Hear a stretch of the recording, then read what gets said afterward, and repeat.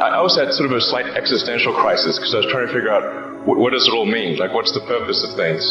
And I came to the conclusion that if we can advance the knowledge of the world, if we can do things that expand the scope and scale of consciousness, then we're better able to ask the right questions and become more enlightened, and that's really the only way forward. What drives you? What is it that when you wake up in the morning, do you see a problem and you want to solve it?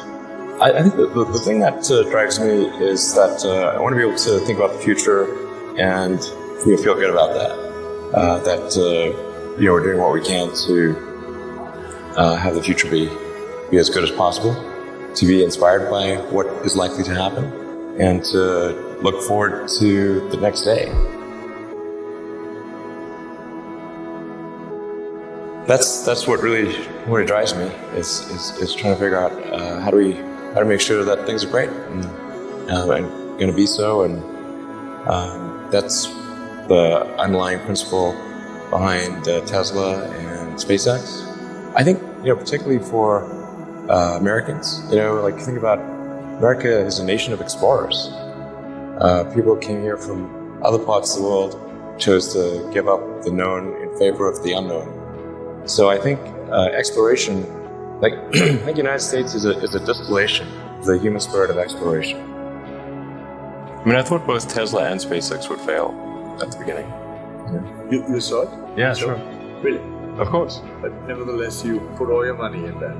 I expected to lose it. Well, technically, what I thought was, well, I'll take half the money from PayPal, and if I lose half of it, that's okay. But then, of course, the companies encounter difficulties and then have a choice of either let the company die or put all the money into the companies. And so I really didn't want the companies to die, so I put all the money in the companies. And then had to borrow money from friends to pay living expenses. It's just looking just for evidence of exceptional ability. And if there's a track record of exceptional achievement, then it's likely that will continue into the future. Well, it really depends on the stakes. If the stakes are high, if it's really important, then I will overcome the fear and just do it anyway. But essentially, it's drive overrides fear. But I feel the fear. It's kind of annoying. I wish I felt it less. Toward the end of 2008, SpaceX prepared its fourth attempt. We were running on fumes at that point. We had virtually no money. So a fourth failure would have been absolutely game over. So for SpaceX, first 3 launches failed, just barely able to scrape together enough parts and money to do the fourth launch. If that fourth launch had failed, we would have been dead. So multiple failures along the way. I tried very hard to get the right expertise in for SpaceX. I tried hard to find a great chief engineer for the rocket, but the good chief engineers wouldn't join, and the bad ones, well, there was no point in hiring them. So I ended up being chief engineer of the rocket. But Flight 4 was flawless. In Musk's world, it lit the darkness. When critics say you can't do this, your answer to them is, we've done it.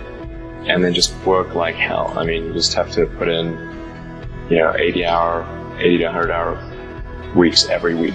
If other people are putting in 40-hour work weeks and you're putting in 100-hour work weeks, then even if you're doing the same thing, you know that you will achieve in 4 months what it takes them a year to achieve.